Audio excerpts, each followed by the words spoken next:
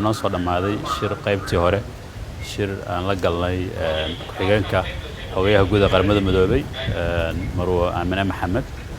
shirkaas oo ku saabsanaa arrimaha degdeggelinta arrimaha doorashooyinka